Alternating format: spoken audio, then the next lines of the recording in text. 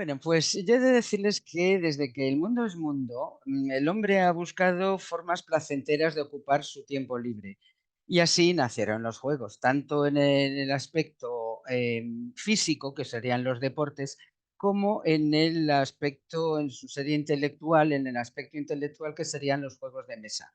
La práctica de ambos tipos de actividades pueden deberse a muchas razones, como pueden ser el riesgo o dominar determinadas habilidades, el reto de despejar incógnitas, la competición, la diversión o incluso el hecho de poseer algo apetecido ganándoselo a alguien, aunque sea por azar. Los egipcios no fueron diferentes a otras civilizaciones. A ver cómo paso.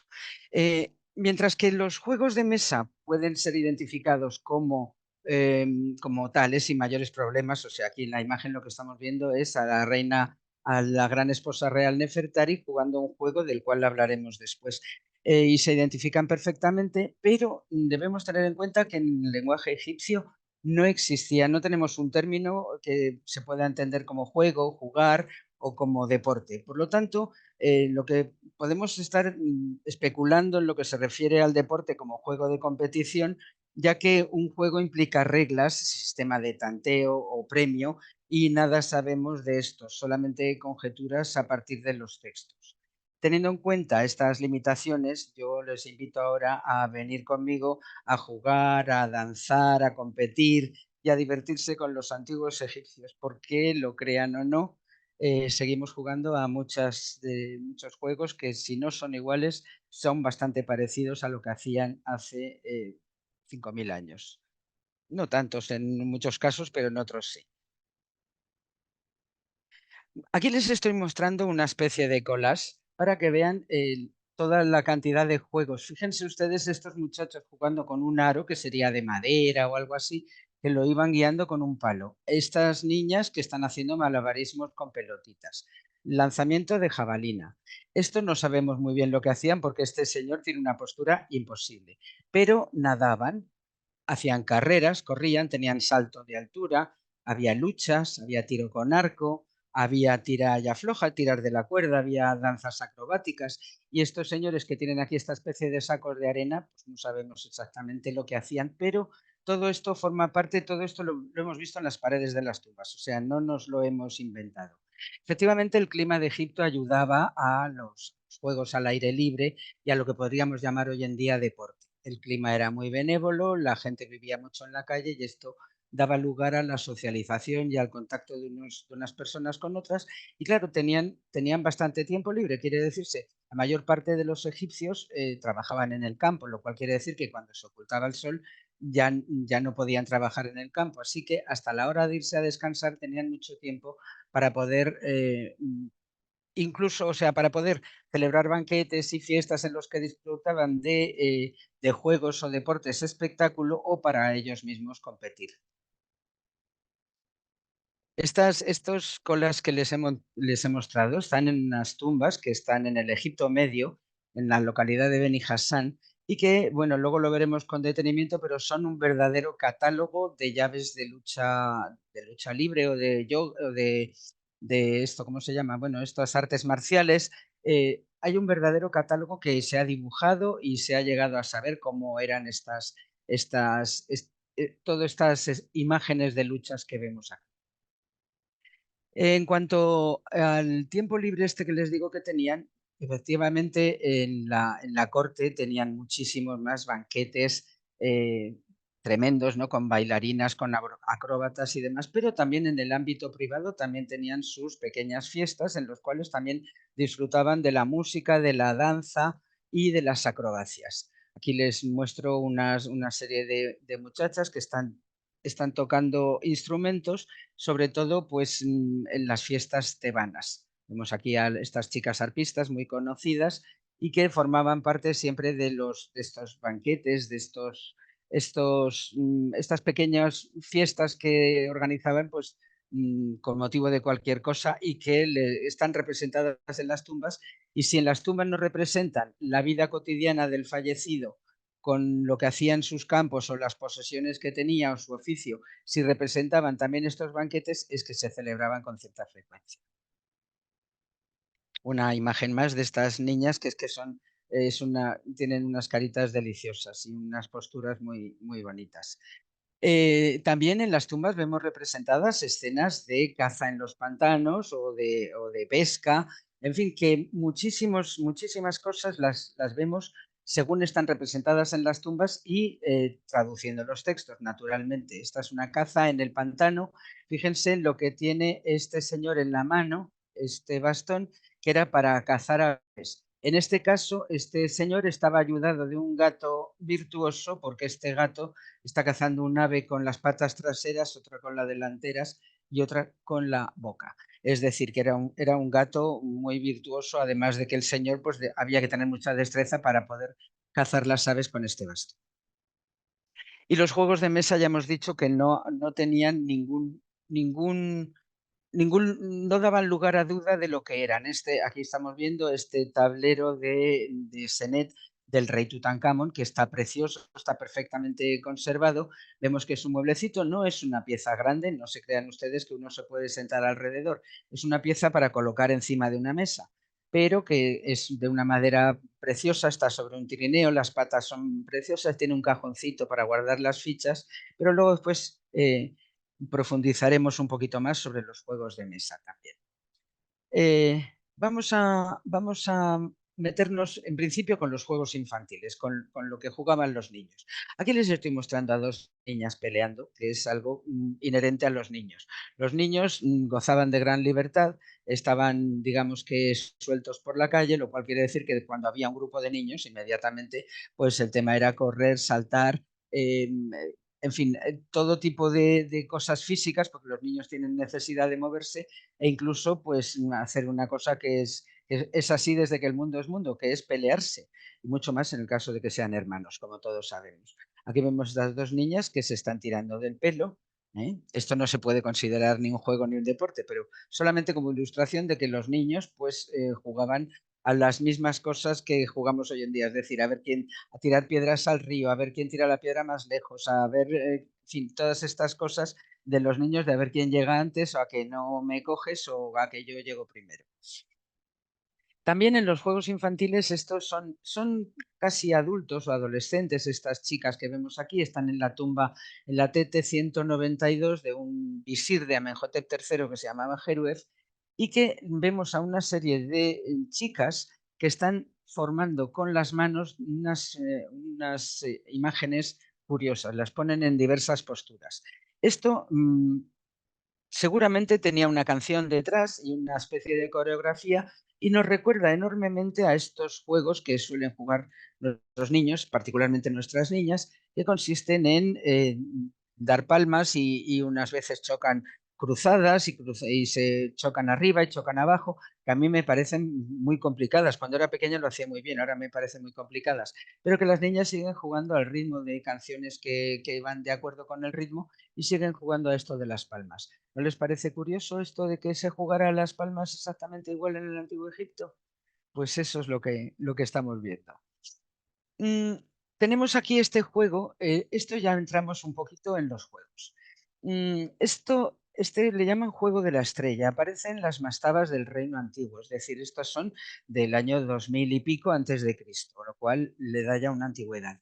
Eh, este juego se jugaba particularmente en las ceremonias de vendimia, es decir, los jeroglíficos que vemos aquí arriba, concretamente este jeroglífico, lo que está significando es vino, o sea, era una celebración con motivo de la vendimia y que se jugaba mm, algo entre el corro y estos molinillos que hacíamos de pequeñas las niñas, que consistía, de pequeñas nos cogíamos nada más dos de las manos cruzadas y nos inclinábamos atrás y se trataba de girar vertiginosamente. Aquí hay más componentes. Había dos que eran el pilar central y las otras dos que se apoyaban en los talones, se inclinaban hacia atrás y entonces se trataba de girar a toda velocidad para ver cuánto aguanta. A esto, yo particularmente he jugado, ahora las niñas me parece que están más por otras cosas, pero a esto hemos jugado de pequeñas muchísimo, a esta especie de molinillos. Este juego de la estrella está representado en muchas tumbas. Aquí les muestro un plano más ancho, es decir, la imagen que hemos visto ahora sería esta. pero vemos aquí una serie de cosas que las vamos a ver ahora en un dibujo que va a ser más claro para ustedes para poder desgranar a qué jugaban los muchachos y muchachas del antiguo Egipto. Bueno, les he encuadrado aquí con unos cuadros amarillos lo que vamos a ver ahora en dibujo. Aquí tenemos una imagen de otra mastaba con el mismo juego de la estrella. En este caso vemos que son chicos, la otra eran chicas, aquí son chicos, y que aquí vemos otra serie también de entretenimientos, ¿no? De uno que está caminando a gatas por encima de los hombros de los demás. El dibujo que les decía, vamos a ver, tenemos aquí a la izquierda tenemos a uno que está en el suelo y que aparentemente hay una serie de chicos, parecen chicos, que le están dando patadas. No sabemos si se trata de hacerlo caer o si el juego consiste en que el que está en el suelo coja de las piernas a los otros para que se caigan, porque evidentemente la postura de este, desde luego, es de estar dando una patada. A continuación vendría el juego de la estrella, este caminar sobre los hombros de un niño más pequeño sobre los adolescentes, y luego este juego se trataba de que jugaban poniendo primero un pie, luego dos pies, luego una mano, luego la otra mano, y había que saltarlo. O sea, no era una altura muy grande, pero bueno, pues era un juego para saltar de altura. Y entonces en los textos de aquí lo que les dicen los saltadores, les dicen a los que están con las piernas así, les dicen, eh, cuidado que voy o estate listo que voy. Efectivamente, no requería mucha habilidad física para esto. Casi la habilidad física más importante era de los que estaban en el suelo, de poder mantenerse llegando a la punta de los pies y mantenerse así.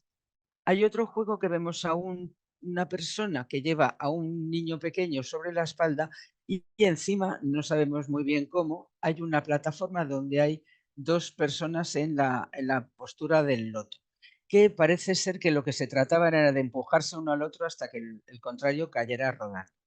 Y esto que vemos aquí están clavando clavos en el suelo húmedo, vamos, clavos, algún elemento punzante en el suelo húmedo. ¿Se acuerdan ustedes desde cuando jugábamos al clavo? Pues una cosa parecida. Aquí lo vemos un poquito más grande para que vean ustedes que la postura de dar patadas de este personaje y de este otro es clarísima. Y bueno, el juego de la estrella que ya hemos visto. Este juego tampoco sabemos en qué consistía. Parece ser que el más hábil debía ser el que andaba por los hombros, porque no debía ser fácil mantenerse gateando por encima de los hombros de los demás. Vemos aquí que este es el que lleva a un niño pequeño y que encima está esta plataforma. Esto no sabemos cómo funcionaba, pero vemos estos que están aquí clavando algo punzante en el suelo. Y aquí los que saltaban este juego de las manos, de saltarlo un pie, otro pie, una mano y otra mano, todavía se sigue jugando en algunos lugares de Egipto. ¿Mm? Aquí lo vemos más claramente. Y tirar de la cuerda. Pues era un juego de tirar de la cuerda, pero que realmente no tiraban de la cuerda, puesto que aquí no hay cuerda. Aquí simplemente dos personas se agarraban de las manos fuertemente poniendo los pies de esta manera que están viendo aquí, es decir, apoyándose en el talón, y el resto del equipo se agarraba a la cintura del personaje que tenía agarrada la mano del contrario, se agarraban a la cintura y un equipo tiraba del otro hasta que conseguían tirarlo al suelo. Esto es muy parecido a lo que se hace ahora pues, con la cuerda, que empiezan a tirar los dos equipos hasta que unos tienen más fuerza y hacen caer a los otros. También había este juego que no sabemos muy bien si era algo acrobático y están agarrados de las manos porque para mantener el equilibrio, porque hay que ver que están a la pata coja, o si era una especie de ese pulso que echan los chicos y que lo echan de pie. No sé si, bueno, aquí en Madrid le llamábamos pulso gitano, yo no quiero ofender a nadie, pero parece ser que es propio de la raza gitana que los pulsos, en lugar de ser sobre una mesa, pues se hacían de pie. Por tanto, esto es bastante parecido, aunque tampoco podemos asegurarlo. También puede ser una especie de danza acrobática y que estén agarrados de la mano para apoyarse. Este otro juego también aparece en estos paneles que hay para la celebración de la vendimia y tal, que era una especie de baile en la que jugaban chicos y chicas y que llevaban como elementos, llevaban espejos y manos. ¿Eh? Los vemos aquí, espejos y manos. Las manos suponemos que eran de madera y los espejos suponemos que serían de bronce, que era de lo que eran los espejos. Y entonces se supone que al ritmo de alguna canción o tocando las palmas o lo que fuera, debían enseñar alternativamente las manos o los espejos para seguir la letra de la canción. Les voy a pedir que se fijen en esto que llevan al final de las coletas, tanto chicos como chicas, cuando están en actitud de danza. Luego veremos. Y claro, cómo no. Si hablamos de juegos infantiles, tenemos que tener en cuenta las pelotas, lógicamente. En cuanto, primeramente jugarían con una piedra, como es normal, una piedra más o menos redonda, pero cuando vieron que se hacían daño en los pies porque iban descalzos, pues empezaron a hacer pelotas de otro tipo. Las pelotas suelen ser de papiro entretejido, rellenas de trapos o de paja o algo así, y o de cuero, pero bueno, pues han aparecido bastantes pelotas. Tenemos que tener en cuenta que no eran pelotas de tamaño balón, sino que eran más bien tipo pelota de tenis o algo así. ¿Cómo utilizaban las pelotas? Desde luego, de muchas maneras. La más normal era lo que vemos representado en estas tumbas donde hemos visto las luchas. Están representadas estas bailarinas, fíjense que también llevan esta bola al final de la coleta, cuyo juego consistía en lanzarse de manera malabarista casi las pelotitas unas a otras. Incluso hacían el más difícil todavía, que era subidas unas en la espalda de otras. Y entonces se trataba, suponemos, que de atrapar las pelotitas en el aire. Aquí les muestro la imagen tal y como está en la tumba, pero la tumba está muy dañada y se aprecia mucho peor. Aquí lo vemos en un dibujo también para que veamos exactamente que era una sobre la otra y a lanzarse pelotas. Pero la tumba, como les digo, está muy dañada, está la policromía muy floja y es difícil de verlo. Y además son unas escenas que están muy altas. Peonzas. Les sonará a usted raro que hubiera peonzas, ¿no? Que les sonará rarísimo. Bueno, pues había peonzas en el Antiguo Egipto. Aquí les muestro algunas imágenes que han aparecido de peonzas en dibujo, claro, porque tenemos pocos ejemplos. Pero sí tenemos algunos ejemplos de peonzas. Las peonzas de los egipcios no eran como las peonzas que solemos conocer, es decir, que tienen unas estrías, que se enrosca una cuerda y luego se lanza. Estas eran más bien de tipo, no sabría cómo llamarle a esto, estas que tenían como un palito en el centro y que se hacían girar con los dedos y a ver cuánto aguantaban. Cuando yo era pequeña le llamaban bailarinas a esto. Y entonces estos se hacían rodar con un palito que tenían en el centro. Y han llegado a nosotros algunos diseños de las placas que ponían encima, y las hacían rodar, por el mero hecho de que al rodar componían una imagen visualmente muy atractiva. Aquí tenemos algunas tapas de estas peonzas y algunas que son realmente preciosistas, que son mucho más bonitas, ¿no? Una peonza con esto girando debía ser muy bonita. Y los juguetes. Los padres egipcios pues también tenían mucho tiempo libre y los niños eran muy importantes para la familia egipcia y los padres habilidosos pues encontraban gran placer en tallar juguetes, en fabricar juguetes para sus niños. Se dedicaban a fabricar elementos de la vida cotidiana que los niños conocían perfectamente. Nos estamos refiriendo pues, a la fabricación del pan, a las muñecas, a los soldados, a los animales. Fabricaban juguetes de todo tipo, generalmente de madera, pero también lo podían fabricar de arcilla o de otros materiales. Aquí estamos viendo el llamado pájaro de Saqqara, que bueno, digamos, algunos que les ha parecido que este pájaro pudo inspirar a los primeros fabricantes de aviones. Yo esto me parece aventurado, pero en fin, yo ahí se lo dejo. Había muñecas, fíjense las muñecas, que las había que eran simplemente como una especie de pala y que les ponían unas cuerdas en la cabeza como a modo de pelo. Y también había otras muñecas pues en madera más tosca, ¿no? Pero siempre eran muñecas femeninas. Fíjense que no dejamos a la imaginación ninguna de las características femeninas. Incluso había muñecas ciertamente inquietantes. Nosotros pensamos que esta muñeca ha llegado así a nuestros días, pero posiblemente tuviera algún tipo de vestidito o tuviera algún tipo de pintura en la cara o algo, algún pelo o algo así, porque así realmente resulta fea. Pero vamos, había muñecas con las cuales suponemos que eran más bien las niñas las que jugaban con ellas. Y las había de todo tipo. Tenemos aquí a la izquierda, tenemos una de madera con el pelo hecho de fibras vegetales. Luego tenemos una que era muy rudimentaria de madera también. Abajo una de fayenza y luego otra muñeca de esta espalda con una magnífica cabellera de cuerdas amarillas. Todo esto lo fabricaban los padres para sus niñas o niños.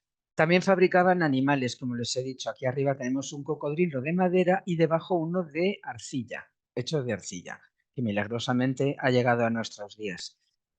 Había animales de estos que fabricaban que eran articulados, es decir, este animal que no sabemos muy bien cómo catalogar, si como gatos, si como no sabemos muy bien qué tipo de animales, pero con esta cuerda abría y cerraba la boca, lo cual debía hacer las delicias de los niños egipcios, que esto debía ser una gran sofisticación. La verdad es que los niños con una cosa, aunque sea rudimentaria, se divierten. Todos hemos padecido a veces eso de regalarles a un niño un juguete sofisticado y caro y que el niño le ponga un cordel a la cuerda, a la caja y tire de la caja y se lo pase tirando de la caja con el cordel mucho mejor que con el juguete de dentro. Es decir, los niños les gustan mucho tirar de los juguetes y demás. Y los padres egipcios lo sabían y por eso hacían animales articulados y que se pudieran arrastrar. Por ejemplo, esta también estaba articulado, es una mujer amasando el pan. Una imagen que les era a los niños absolutamente cotidiana y conocidísima, ¿no? Tirando de la cuerda, la mujer iba hacia adelante y hacia atrás y amasaban. Realmente eran unos virtuosos haciendo juguetes. Este juguete es muy curioso, este está así intacto, perfecto, en el Museo Egipcio del Cairo. Son tres enanos, porque se les nota que son enanos porque tienen las piernas arqueadas, son enanos acondroplásicos, están hechos en marfil y lo curioso que tienen es que tirando de estas cuerdecitas, que todavía funcionan, por lo que sé, giran como si estuvieran bailando. No me negarán ustedes que era una gran sofisticación ya para la época, ¿no? Hacer juguetes que bailaran, sin conocer todavía la cuerda mecánica ni nada por el estilo, pues era de pensar mucho las cosas y de gustarles mucho a trabajar para sus niños. Aquí vemos otra figurilla de madera, como una especie de perro persiguiendo a una persona y este ratón que la cola también podía ser la mandíbula inferior, pero bueno, pues en cualquier caso, otro juguete que conserva todavía en restos de pintura y que también debía ser un juguete que a los niños les gustaba mucho porque podía abrir y cerrar la boca. Los juguetes con ruedas no eran frecuentes, al menos en época antigua, porque no estaba, todavía no, digamos que no estaba popularizado el tema de los carros ni nada por el estilo.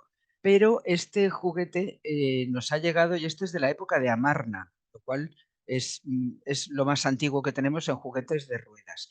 Es de arenisca, pintada. Se encontró en la ciudad del faraón hereje de Ajenatón y está pintada, pero parece ser que la rueda trasera se destruyó y está restaurada. No creemos que estas ruedas pudieran girar, es decir, pensamos que pudiera ser un juguete decorativo. Pero, en cambio, en épocas posteriores sí que encontramos caballitos de madera con sus ruedas, incluso pasadas por un eje y con una espiga para que la rueda no se saliera. Es decir, este sí que podría ser arrastrado con una cuerda. Y este otro también, vemos que el mismo sistema de la rueda con las espigas para que no se salga las ruedas. En este caso, esto es ya de época muy tardía y tiene hasta incluso un jinete.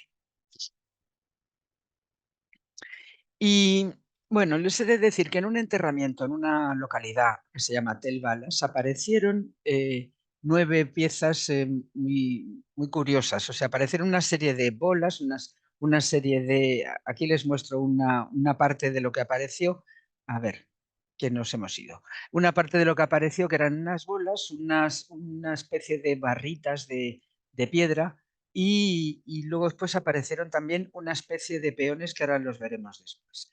Los arqueólogos después de, porque habían aparecido también, es que viene después y entonces no me gusta ir atrás y adelante, no sé qué ha pasado con esta diapositiva.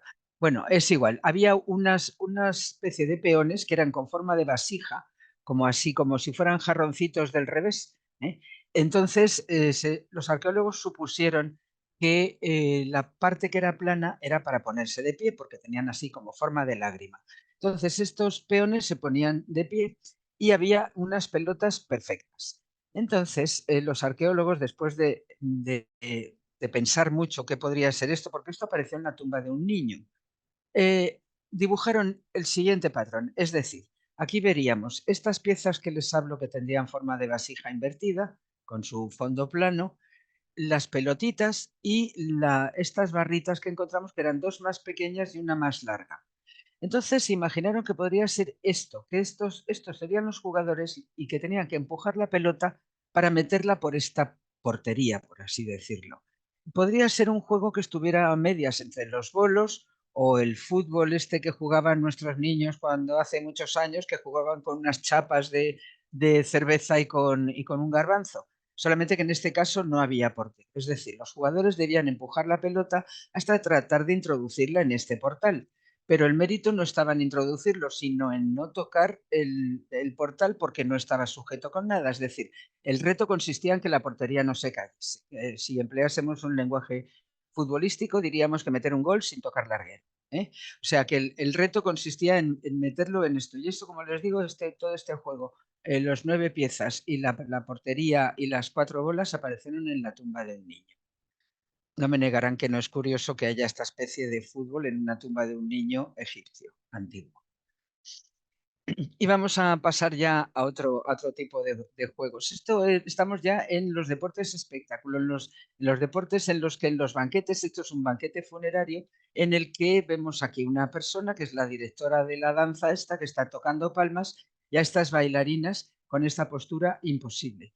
Ya les he explicado algunas veces que no es que las bailarinas se pudieran quedar así, estáticas, sino que la imagen, el autor, el artista egipcio plasmaba el momento de mayor dificultad. Después de este movimiento, seguramente estas chicas echarán las manos al suelo y dieran una voltereta hacia atrás. Pero el artista ha captado este momento. Fíjense que las bailarinas siguen llevando esta bola colgando. Esta bola que llevaban colgando de la coleta que llevaban atrás era simplemente para poder mover la cabeza rítmicamente con la música y conseguir un efecto más atractivo del baile.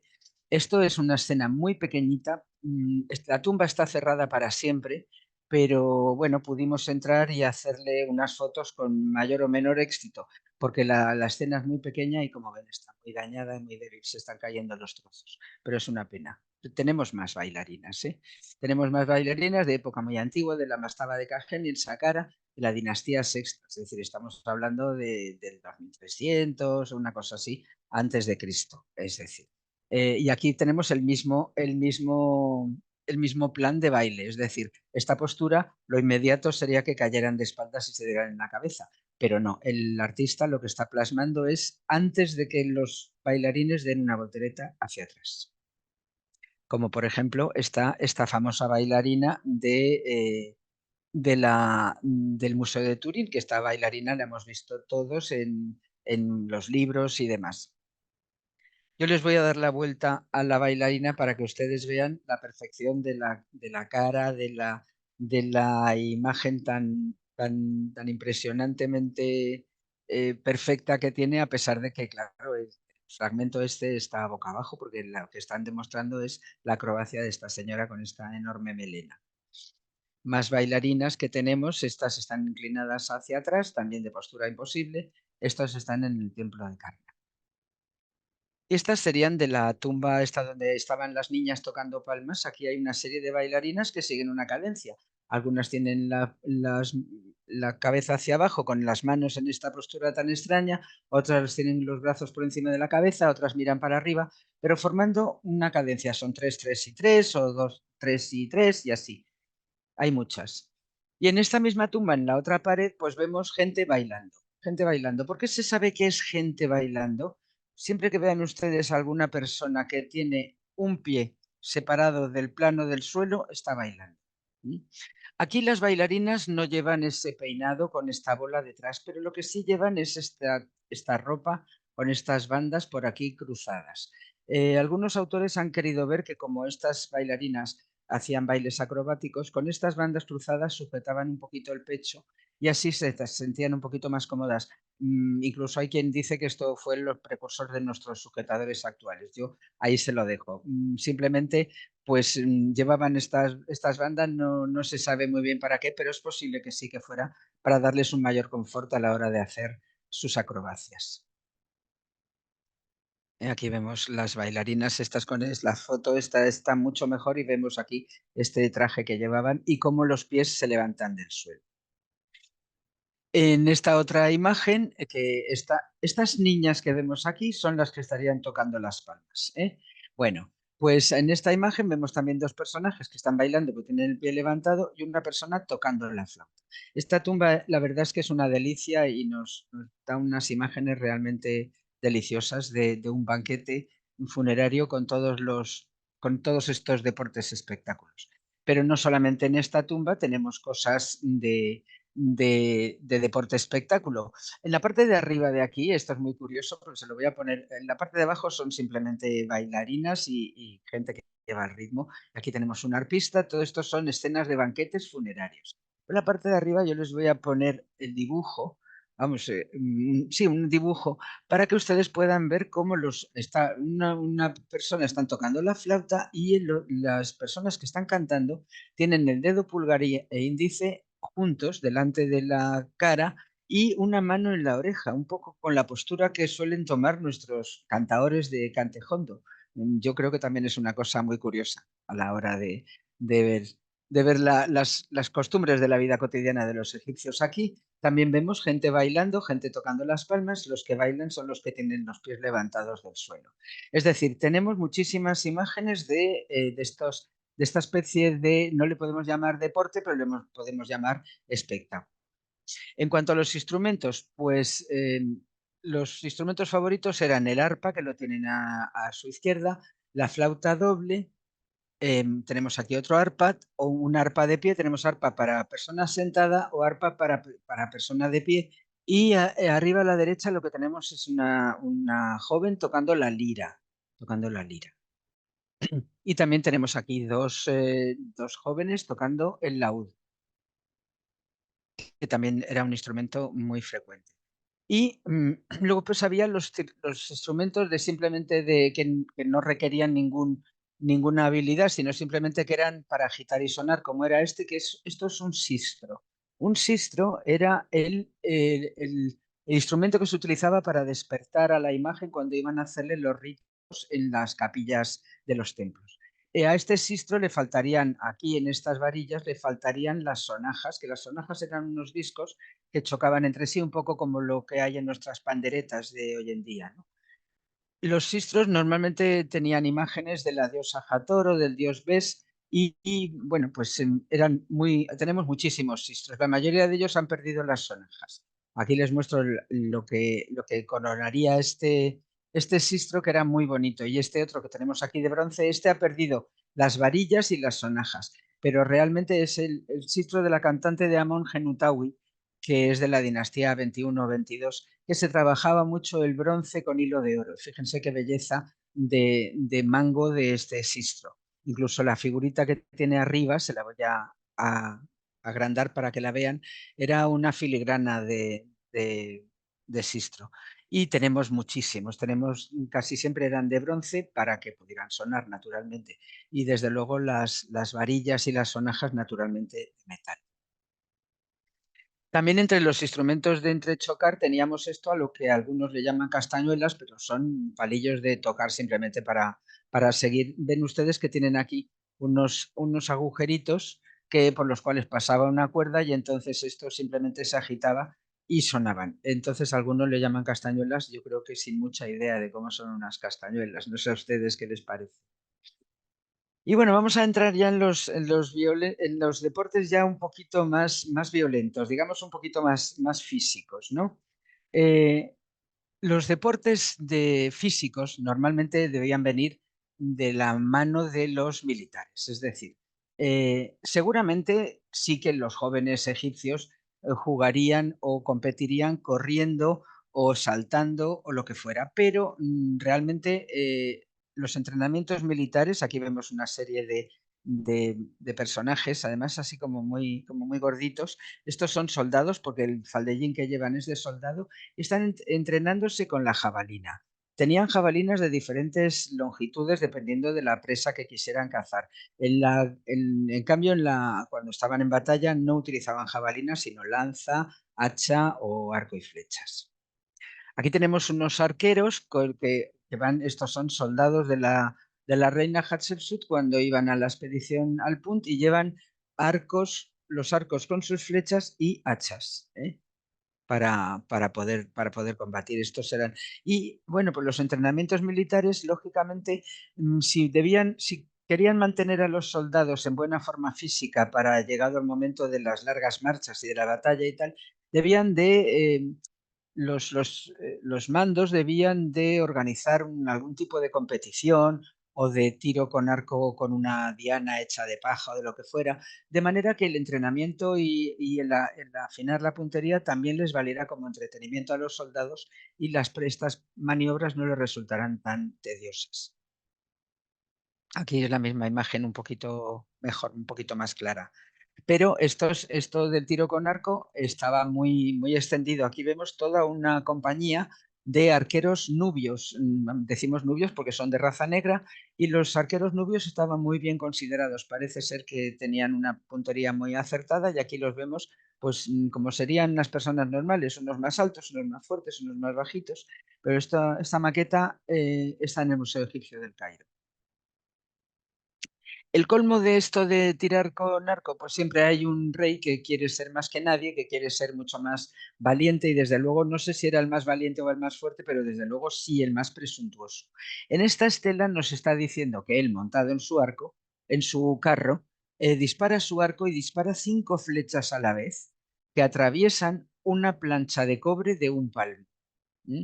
Esto es lo que dice aquí en el texto. Yo, en fin, me lo creería solo a medias, porque ya disparar 5 flechas juntas ya tiene mérito, pero encima atravesar una plancha de cobre de un palmo a mí me parece más que exagerado. Pero eso es lo que nos dice el faraón este, que es Amenofis II, en esta estela, que también está en el museo. No, está en el Museo de Luxor, creo. Bueno, luego pues entramos en lo que sería el puro atletismo, por así decirlo, correr. Aquí les estoy mostrando una imagen de la reina Hatshepsut efectuando su fiesta Sed. En su fiesta Hatshepsut era una fiesta que los faraones debían hacer después del año número 30 de reinado. Tenían que hacer una carrera ritual para demostrar a los súbditos que todavía estaban en buena forma física. Bueno, realmente de esto de correr no tenemos ninguna imagen de gente corriendo, haciendo unas carreras con una meta ni nada por el estilo. Pero no nos cabe la menor duda de que esto es un deporte para el cual no se necesita nada más que espacio y piernas para correr y decidir un sitio, una meta para llegar.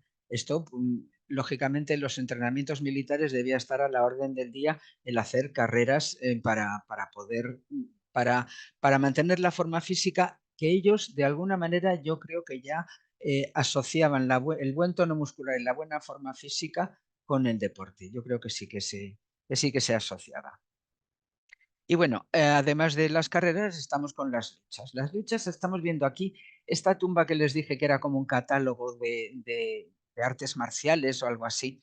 Fíjense ustedes la cantidad de imágenes que tenemos con verdaderas llaves de lucha, que se pueden reproducir hoy en día, pero hay una pared enorme toda llena de estas luchas que aquí las han dibujado y se pueden reproducir perfectamente hoy en día, pues como podrían ser cualquier clase de artes marciales de hoy en día.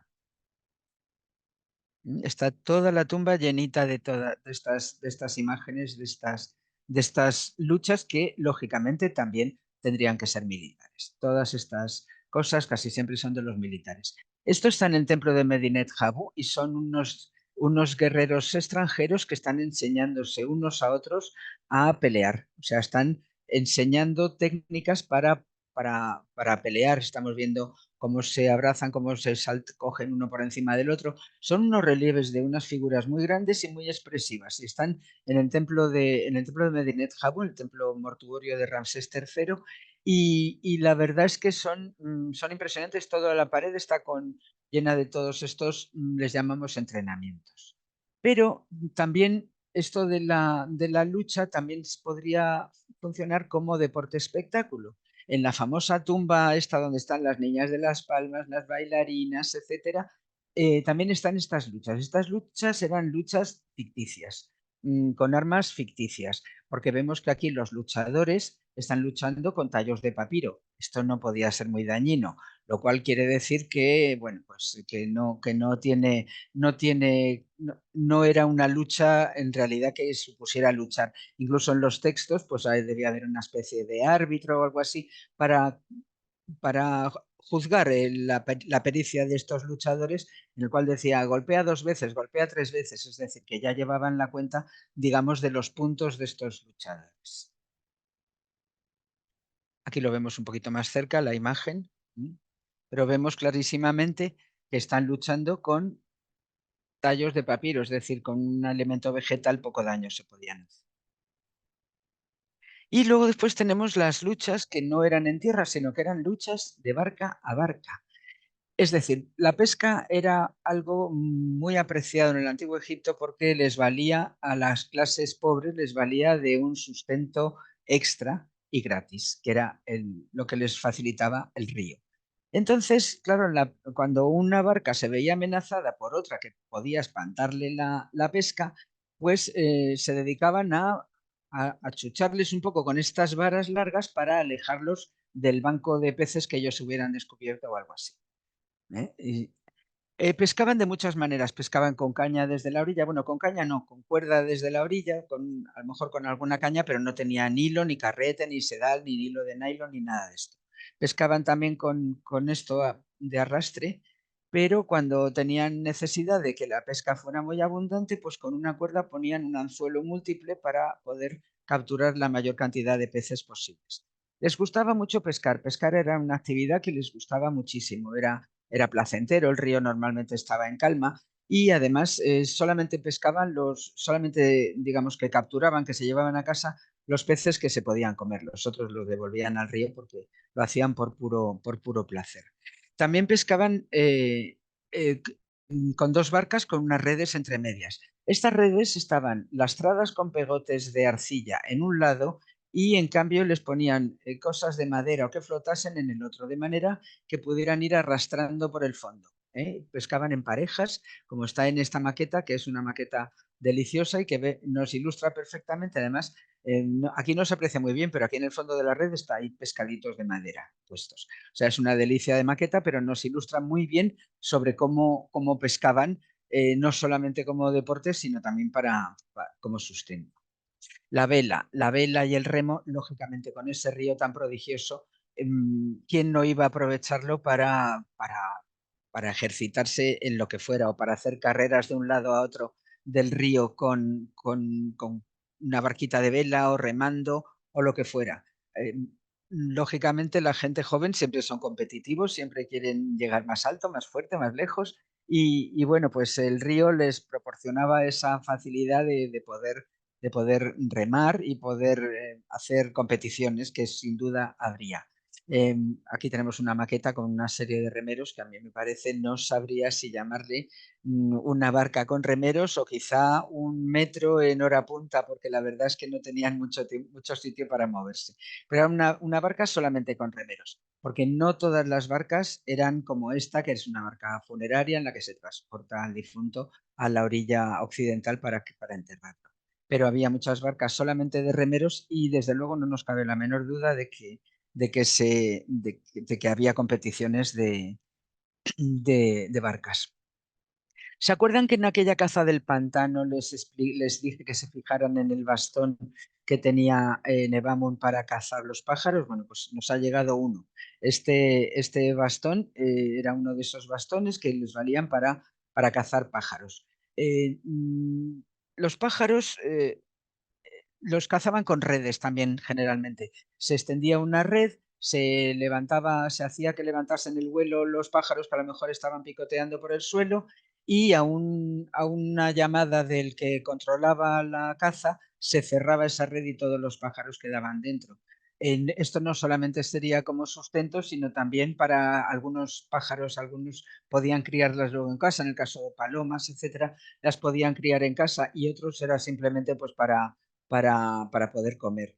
Y los faraones también les gustaba mucho cazar. El egipcio tenía a su disposición un gran número de animales silvestres que crecían de forma espontánea por allí, por el campo. O pueden ser los conejos, los zorros rojos, los antílopes, las hienas, en fin, había muchísimos animales que podían ser susceptibles de ser cazados y, por supuesto, de ser comidos.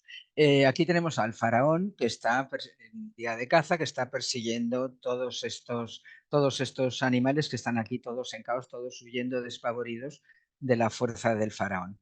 Pero la caza y la pesca indudablemente constituyeron uno de los deportes favoritos de los egipcios. Aquí tenemos una cosa muy curiosa que les va a hacer gracia. Este es un escarabeo de Amenhotep III que dice en la inscripción haber capturado 96 toros, y está clarísimo, estos son 96 toros en una sola jornada. Bueno, vamos a dejarlo ahí, vamos a dejarlo ahí. Muchas de estas gestas que nos cuentan, pues no pasan de ser exageraciones, porque, bueno, Amenhotep III, aparte de los 96 toros, dijo que había cazado 102 leones, ¿eh? Y otro faraón dijo que había hecho una cacería de 120 elefantes. Yo solamente les digo una cosa. Si el que cazó los 120 elefantes o incluso este de los 96 toros en una jornada los 120 elefantes en una jornada, pongamos que estuviera cazando 12 horas, que ya es mucho suponer, serían a 10, a 12, a 12 perdón, a 10 elefantes por hora. Yo, igual que lo de los 96 toros, les digo lo mismo, en una jornada, pongamos las horas que sean, yo les reto a que ustedes cacen 96 moscas o 96 ratones en una jornada. Bueno, estos son cosas de los cazadores que siempre son bastante exagerados, como podemos ver. En esto tampoco hemos variado mucho.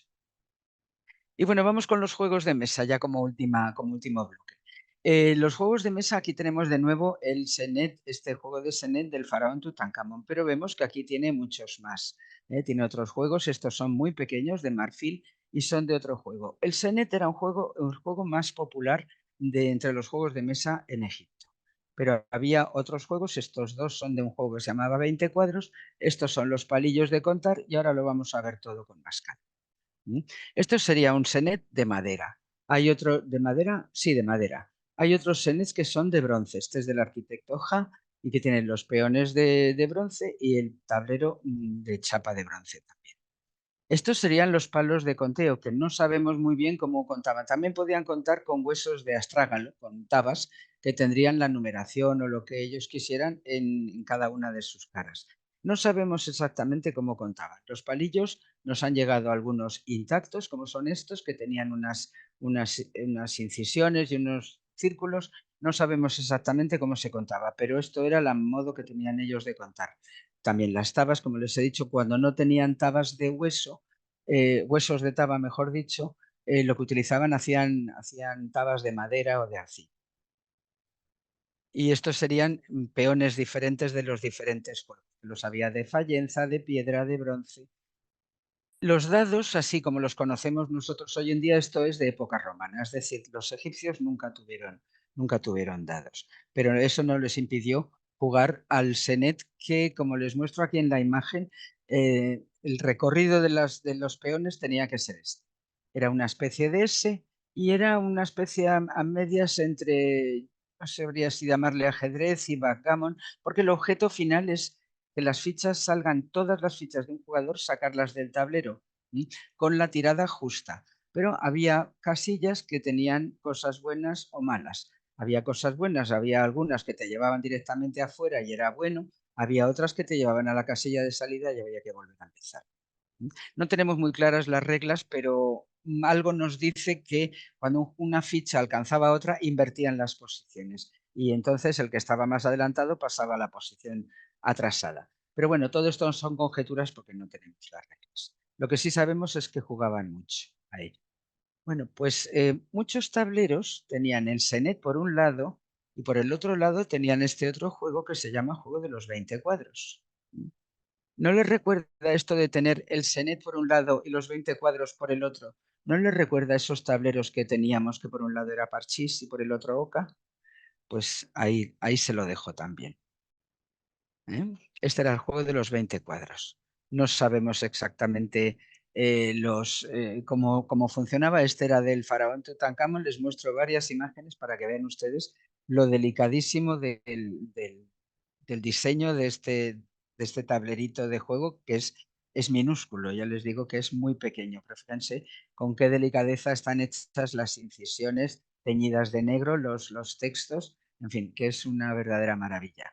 Junto a eso, pues nos encontramos juegos que serían para jugar al Senet o al juego de los 20 cuadros, auténticamente que eran pegotes de arcillas. Esto es de la época de Nagada I, esto es predinástico, esto es anterior a la época de los faraones. Pero se ha encontrado con sus patitas y sus peones de arcilla.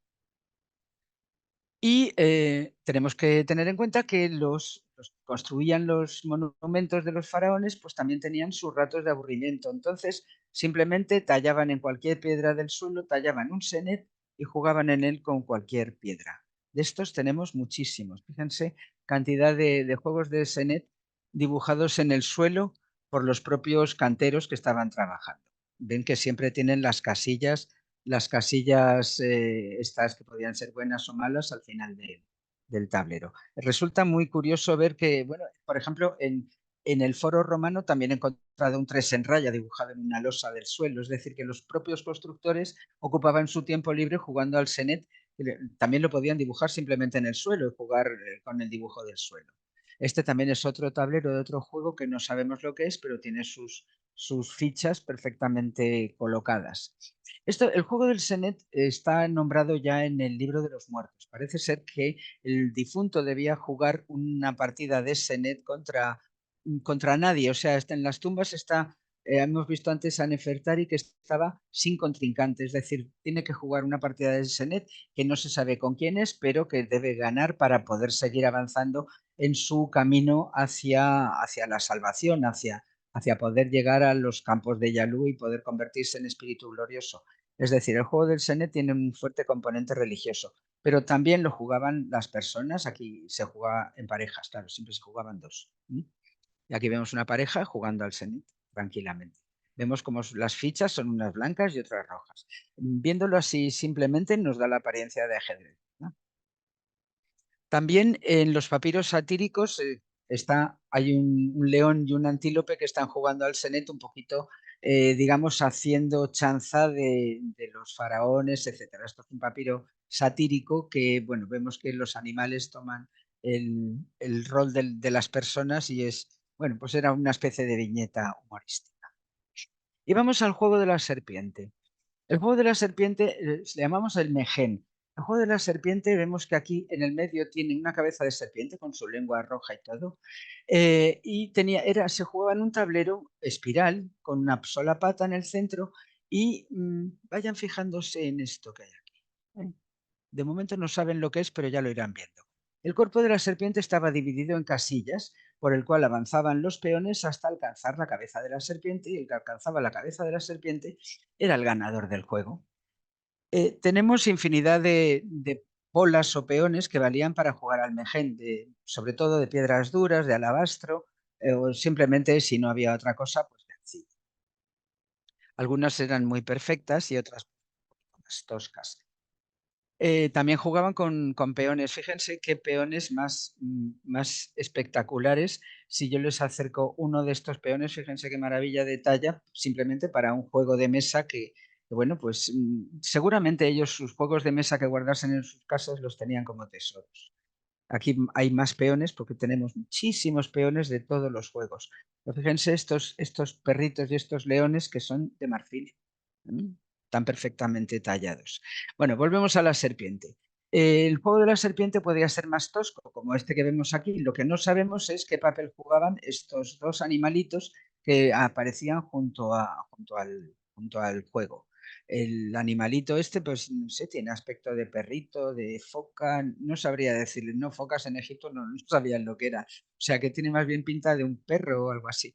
Pero vamos, estaba casi siempre asociado al juego de la serpiente. Aquí vemos otro juego de serpiente, muy tosco. eh, Aquí otro que se jugaba con peones. Tenemos muchos ejemplares de estos juegos. Este que vemos muy bien, perfectamente vemos la espiral. Y les pido que se sigan fijando en esto que tenemos aquí. Que ya la sorpresa vendrá después. ¿Mm? Este que no tenía ni serpiente ni nada, pero que todo el mundo sabía que era el juego de la serpiente porque eran los cuadros transcurrían en espiral. Y bueno, vamos a desvelar ya la sorpresa. La flecha esta está mostrando aquí, a mí esto me parecen patas de ave, ¿verdad? ¿Verdad que parecen unas patas de ave? ¿Y verdad que esto parece una cabeza de ave? ¿Cómo puede ser si esto es una serpiente? Este tablero he de decirles que no parece que haya sido para jugar nunca, porque el cuerpo de la serpiente está como gordito. No hay casillas, lo cual quiere decir que aquí sería imposible que se sujetase un peón.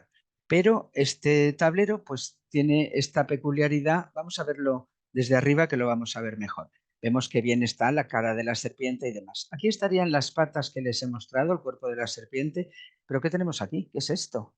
La cabeza de una oca. Siendo un juego que se juega en espiral, que gana el que llega al centro, que hay casillas también, bueno, pues malas, que te llevan a salir de nuevo, te interrumpen algún turno sin jugar y demás, y que tiene aquí una cabeza de oca. ¿A usted no le recuerda mucho esto al juego de la oca? ¿Por qué tiene una oca y unas patas de oca en un lado si sería una serpiente? Pues la gran egiptóloga Christiane de Roche-Noblecourt dice que este es el origen del juego de la oca. Se le llama, esta serpiente, el juego está basado también en la religión. Esta sería la serpiente Megen, que está encargada de proteger al faraón cuando viaja en su barca para ir al más allá. O sea, lo protege contra los peligros del más allá, protege la capilla esta funeraria. Bueno, en este caso está protegiendo a Ranos, faraón. Bueno, y el último juego que vamos a ver es el juego de perros y chacales. Esto es un tablero. Aquí vemos que en lugar de casillas lo que hay son agujeros porque aquí los peones eran como unos palos que se clavaban. Aquí tenemos otro hecho de madera, que bueno, delante tenemos el cajoncito para las fichas. Esto es del Reino Medio, tienes un tablerito. Todos estos tableritos no se crean que son grandes, son para poner encima de la mesa, ¿eh? Y tiene los agujeros para poder poner estos animales clavados, estos pinchos con las cabezas de animales. Aquí tendríamos el esquema del juego. Al parecer se empezaba por esta casilla y había que llegar aquí a los 29 cuadros, que sería alcanzar esto sería ganar la partida. Pero vemos que también este tiene cierta similitud con el juego de la oca, es decir, que hay algunas casillas que te llevan de una a otra, no sabemos si en sentido siempre directo o inverso, estas dos casillas que no sabemos para lo que valen y estas dos que también se intercambian la posición. Es decir, este sería el esquema del juego que se llamaba Perros y Chacales. Y bueno, pues aquí les muestro un tablero de marfil de este juego de perros y chacales con sus palos clavados, que son una maravilla. Aquí hay otros palos de otro juego, pero este jueguecito que tenemos aquí a la izquierda, lo vamos a ver un poquito más de cerca. Fíjense qué maravilla, qué delicadeza. Y vemos aquí perfectamente cómo están las casillas unidas, estas también unidas y estas dos que no tienen destino fijado, no sabemos muy bien, pero los perritos y los chacales son una maravilla, tienen un cajón suficientemente largo para que quepan estos palillos y bueno, pues también era un juego muy jugado en época egipcia.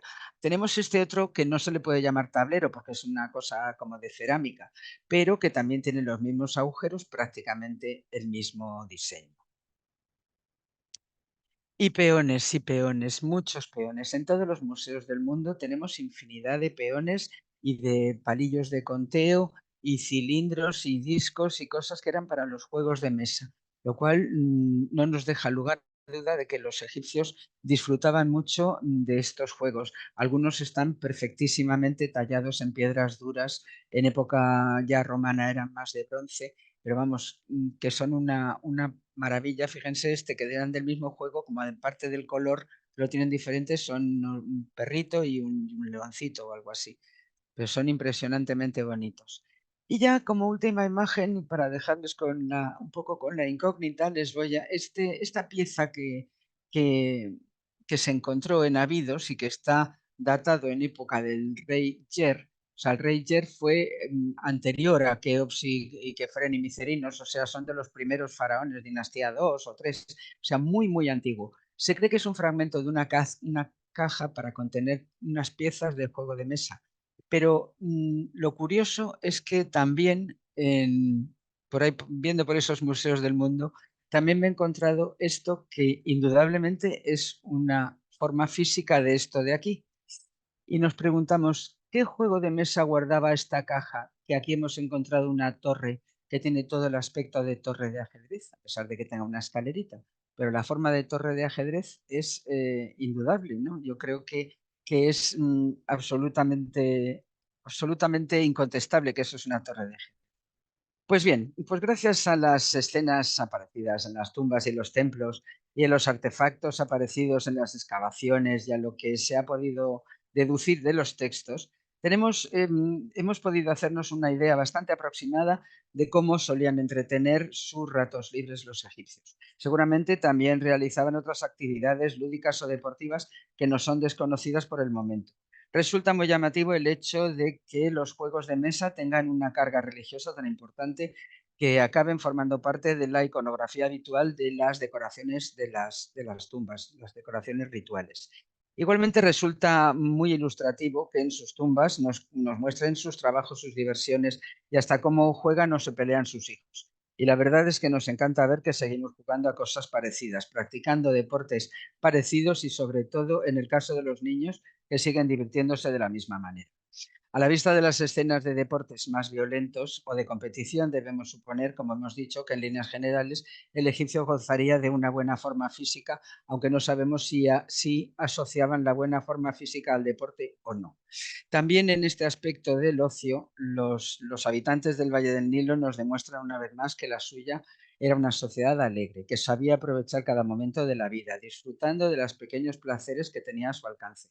Los juegos y deportes serían uno de estos placeres que todo el mundo podía permitirse. Y este aspecto lúdico de la vida cotidiana de los egipcios nos ayuda a conocer de un modo más cercano cómo transcurría su existencia a orillas del Valle del Nilo. Bien, pues a pesar de todo lo que les he dicho, siempre había algún soso que no se divertía con nada, a pesar de todos los juegos que hemos visto. Y nada más por mi parte, muchísimas gracias por su atención.